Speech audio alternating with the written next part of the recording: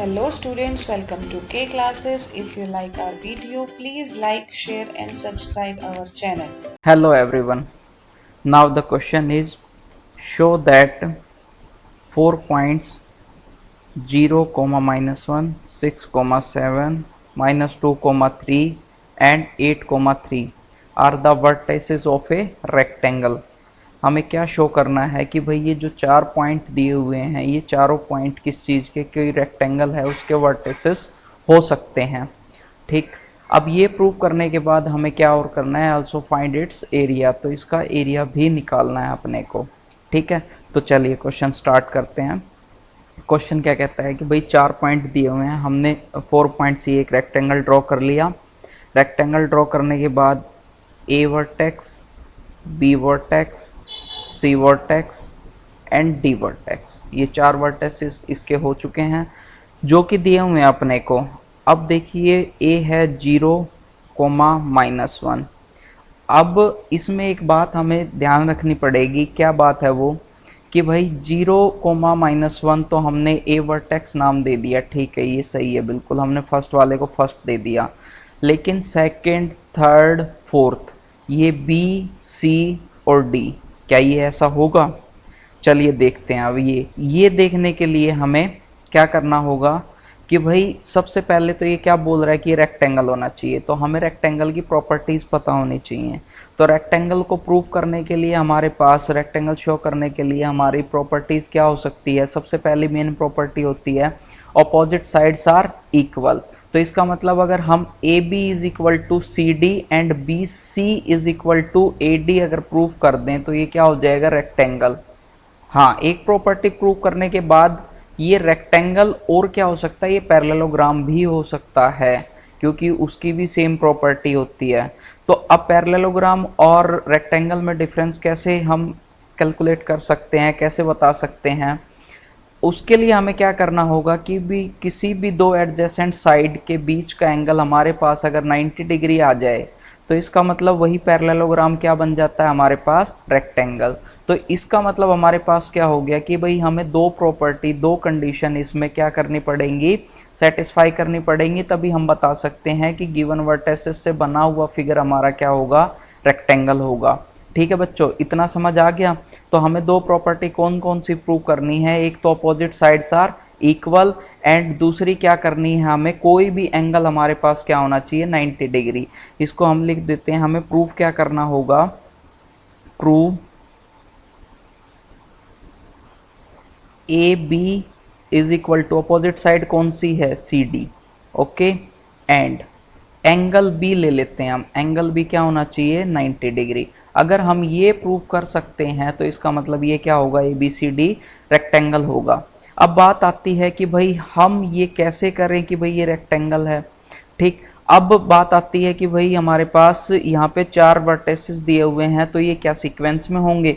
देखिए इसको मैंने ए तो मान लिया कि भाई हाँ ये ए है, ठीक है भाई, तो ये बी होगा, सी होगा, डी होगा। देखिए मैं बात बताता हूँ, अब इससे अलग अगर रेक्टेंगल से अलग हमारे पास स्क्वायर आ जाए या फिर रोम्बस आ जाए तो उसकी प्रॉपर्टी क्या होती है कि भाई चारों की चारों जो साइड्स होती हैं वो हमारे पास इक्वल होती हैं। तो इसका मतलब वर्टेसिस से कोई फर्क नहीं पड़ेगा, आप कोई भी बी मान सकते हो, कोई भी सी, कोई भी डी, तो वो आप कैलकुलेट करेंगे तो चारों साइड्स क्या आएंगी आपकी? इक्वल। और साइड्स कैसे कैलकुलेट करनी है? डिस्टेंस फार्मूले से, ठीक है, वो हो जाएगा हमारे पास। चलिए करते हैं लेकिन अब रेक्टेंगल में हमारे पास ये बोल रहा है कि भाई A B is equal to C D होना चाहिए। तो अगर मैं क्या यहाँ पे बी को रखूँ, इसको बी मानूँ, इसको सी मानूँ, डी मानूँ, तो ये आ सकता है। तो अगर हम चेक करें तो हमारा टाइम वेस्ट होगा, क्या पता आए, क्या पता ना आए वो, है ना? अगर आ जाएगा तो बहुत बढ़िया, नहीं आएगा तो हमें दोबारा से फिर सोचना पड़ेगा कि बी कौन सा लूँ, सी कौन सा लूँ। तो इसका एक आसान और बेहतरीन तरीका है हमारे पास। क्या तरीका होता है? हम थोड़ी सी चीटिंग कर लेते हैं क्वेश्चन से ही। और वो चीटिंग क्या होगी हमारे पास? ये है कि भाई उसने बोला शो द 4 पॉइंट्स, ये 4 पॉइंट किसके हैं? रेक्टेंगल के। तो इसका मतलब ये पॉइंट्स तो हैं रेक्टेंगल के, हमें खुद से प्रूफ करनी है वो चीज़। तो अभी हमें ये देखना है कौन सी साइड अपोजिट वाली इक्वल हो सकती है। चलिए देखते हैं। तो अगर मैं इसको ए मान लेता हूँ, अभी इसको मैं मानूंगा बी, ठीक। अगर मैं अब इसको बी मान लेता हूँ तो ये सी, ये डी हो गया। अब हम देखते हैं, जैसे डिस्टेंस फॉर्मूला लगाते हैं तो वो तो पूरी तरह से कैलकुलेशन करनी पड़ेगी हमें। अब हम पूरी तरह कैलकुलेशन ना करके हम थोड़ा शॉर्ट ट्रिक कर लेते हैं इसमें अप्लाई। वो क्या हो गया, x2 x1 यही होते हैं हमारे पास फिर। तो 6 माइनस जीरो क्या आएगा, 6। ये क्या आएगा हमारे पास, 6 माइनस जीरो क्या आ गया हमारा, अगर हम बात करें 6 माइनस जीरो, हम इस पे फोकस करते हैं। तो 6 माइनस जीरो क्या आ गया, 6। 7 माइनस माइनस 1 क्या आ गया हमारे पास, 8। अब इसी तरह से जब ए बी निकाल लिया हमने तो बी सी निकाल सॉरी सी डी, ये क्या हो गया, सी डी। तो अगर हम इस पे बात करें अब, तो ये हमारे पास क्या हो गया, 8 माइनस माइनस 2 10, 3 माइनस 3 0। तो ये कभी भी आपके इक्वल नहीं आएंगे, ठीक है ना, ये आपके इक्वल नहीं आएंगे, ठीक। तो इसलिए हमें क्या करना पड़ेगा, हम दूसरा फिर से कैलकुलेट करके देखते हैं। ये ए हो गया, ये बी, तो कहने का मतलब हम किसको, फर्स्ट और थर्ड को कंसीडर कर लेते हैं। जब मैंने फर्स्ट और थर्ड को कंसीडर किया तो -2 माइनस जीरो क्या आएगा मेरे पास, -2, ठीक है भाई। और 3 माइनस माइनस 1 क्या हो गया हमारे पास, 4। -2 और क्या आ गया, 4। अगर ये अब C और D हो गया हमारे पास, तो इनको कैलकुलेट करके देखते हैं हम जरा। तो जब इनको कैलकुलेट किया तो 8 माइनस 6 हमारे पास क्या आ गया, 2, वेरी गुड। 3 माइनस 7 क्या आ गया, -4। अब देखिए वो स्क्वायर करना पड़ता है हमें, तो हम माइनस प्लस से हमें कोई दिक्कत नहीं है, लेकिन मैग्नीट्यूड हमारे पास सेम आ रहा है। तो इसका मतलब क्या हो गया, अगर ये मेरा A है तो B कौन सा होगा, ये वाला मेरा B पॉइंट होगा, और ये C पॉइंट होगा, और ये कौन सा पॉइंट होगा हमारे पास, D। तो इस तरीके से हमने क्या, A B C D point हमने चेक कर लिए। अगर हम ये चेक नहीं करेंगे, ये देखिए बेटा आइडेंटिफाई करना है कि भाई A वर्टेक्स कौन सा हो सकता है, B कौन सा हो सकता है। A आप कोई भी मानिए, लेकिन हमें ये वाले तरीके से हमें बताना होगा B और C D कौन से होंगे हमारे पास, ठीक। इससे कैलकुलेशन हमारे पास एकदम से इजी हो जाएगी। शुरू का 1 मिनट लगेगा कैलकुलेट करने के लिए। अभी हमने A क्या हो गया, 0 माइनस 1, तो B हमने क्या मान लिया अब यहाँ पे, -2,3, गुड। C हमारे पास क्या आ गया, जो अभी हमने कैलकुलेट करके देखा था, C 6,7। D हमारे पास क्या आ गया, 8,3। चलिए अब हमने वर्टेसिस तो आइडेंटिफाई कर लिया, अब हमें प्रूफ करना है कि भाई A B is equal to C D, और साथ में जब अपोजिट साइड्स हैं तो ये भाई A B is equal to C D, और इसके साथ हमें क्या और प्रूफ करना पड़ेगा, B C is equal to हमारे पास क्या होना चाहिए, ए डी। तो ये सब होना चाहिए। तो इसका मतलब हमें चारों साइड्स कैलकुलेट करनी होंगी, और कैलकुलेट कैसे करना है हमें, डिस्टेंस फॉर्मूले से, ठीक। कैलकुलेट कैसे करना है हमें, डिस्टेंस फॉर्मूले से। तो we know that distance between 2 points, जिसको हम डिस्टेंस फॉर्मूला भी बोलते हैं, डिस्टेंस बिटवीन 2 पॉइंट्स इज क्या होती है हमारे पास, is equal to under the root x2 minus x1 का whole square plus y2 minus y1 का होल स्क्वायर। ये हमारे पास डिस्टेंस बिटवीन 2 पॉइंट्स। तो इसी फॉर्मूले का हम यूज करके हर एक की डिस्टेंस निकाल लेंगे। तो फर्स्ट डिस्टेंस हमने क्या निकाली, ए बी, ठीक। फर्स्ट हमने क्या कैलकुलेट कर लिया, ए बी। तो ए बी हमारे पास क्या हो जाएगा, under the root A B, x2 हमारे पास क्या है, -2, -2 माइनस का 0 to the whole power 2 plus का y2 हमारे पास क्या है 3 माइनस -1 माइनस माइनस क्या हो जाएगा +1 का whole square is equal to हमारे पास क्या आ जाएगा अंडर द रूट यहाँ पे 2 माइनस टू का होल स्क्वायर क्या आ जाएगा 4, वेरी गुड, प्लस 3 + 1 4 का स्क्वायर हमारे पास क्या आ गया 16। तो ये हमारे पास क्या आ जाएगा अंडर द रूट 20, जिसको हम क्या लिख सकते हैं अंदर 5 × 4 बाहर आ गया तो 2√5।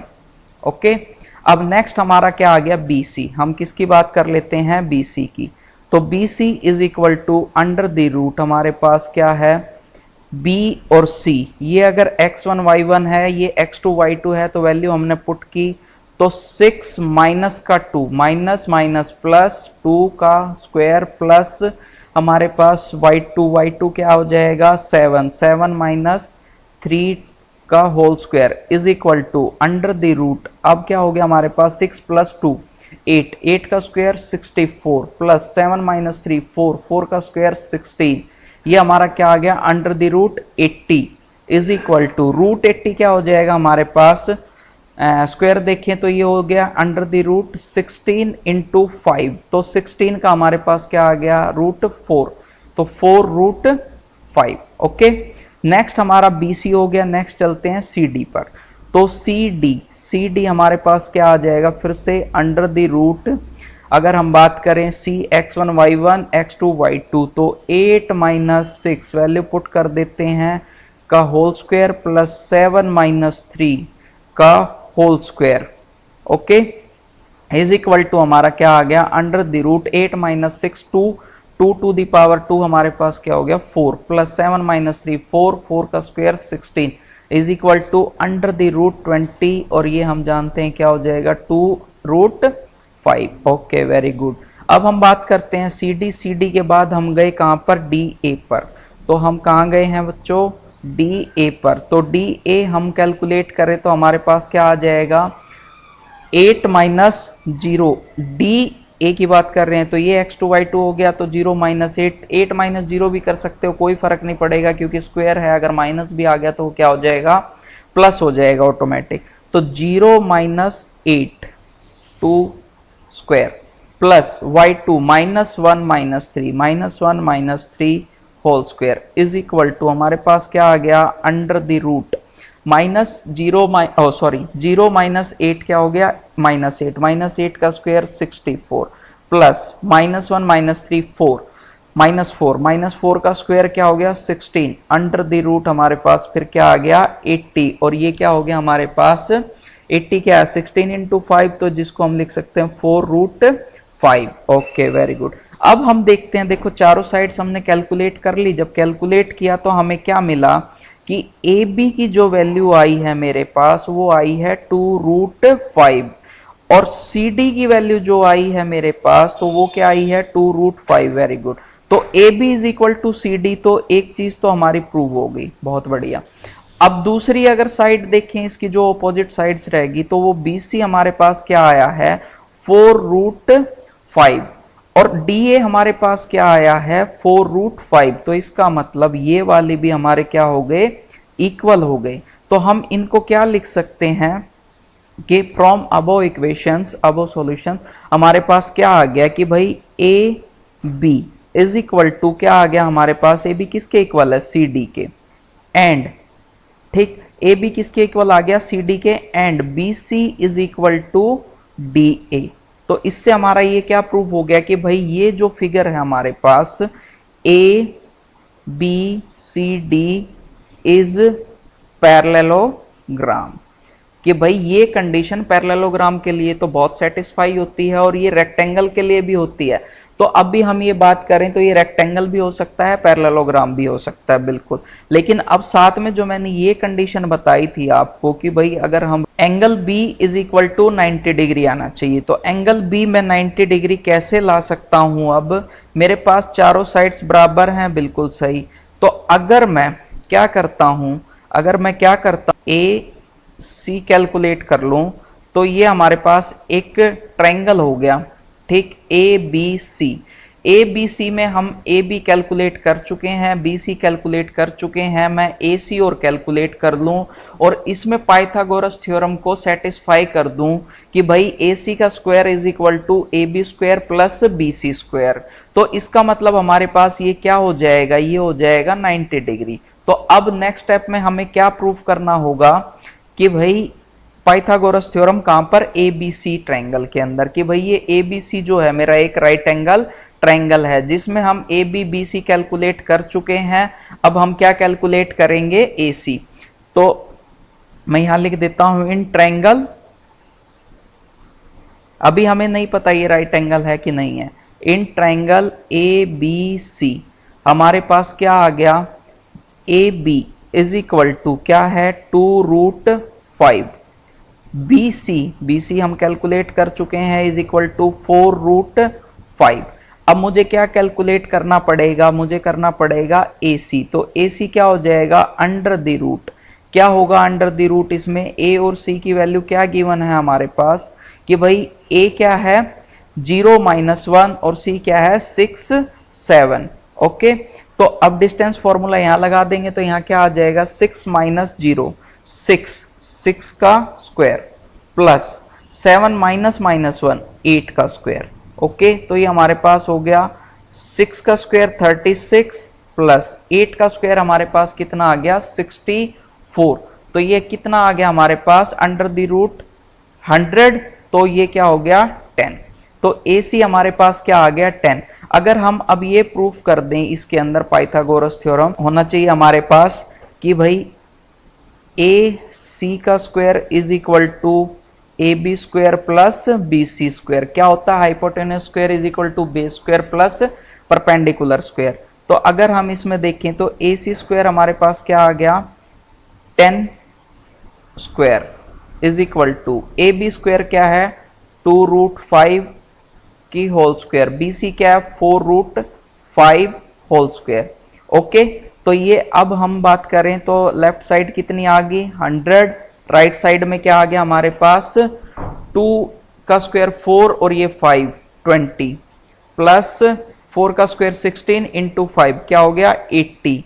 तो लेफ्ट हैंड साइड हमारे पास 100 था, राइट हैंड साइड भी क्या आ गया 100। हैंस हम क्या लिख सकते हैं यहां पर इसको कि hence angle B is equal to क्या हो जाएगा 90 डिग्री, क्योंकि यहाँ पाइथागोरस थ्योरम क्या करती है सेटिस्फाई करती है। तो angle B is equal to 90 degree. तो देयरफॉर फिगर जो हमारे पास ABCD है वो क्या है रेक्टेंगल, कि भाई ABCD इज ए रेक्टेंगल। ठीक, तो इतना हो गया हमारे पास, हमने ये प्रूफ कर दिया कि भाई ABCD हमारा क्या है एक रेक्टेंगल। एरिया ऑफ रेक्टेंगल क्या हो जाएगा हमारे पास area of rectangle base into height. Base क्या है AB इंटू BC। तो AB हमारे पास कितना आया था 2√5 इंटू BC कितना आया था 4√5। तो ये क्या हो गया 4 इंटू 2 8 इंटू √5 क्या आ गया 5। तो ये कितना हो गया हमारे पास area is equal to 40 8 into 5 40 square units.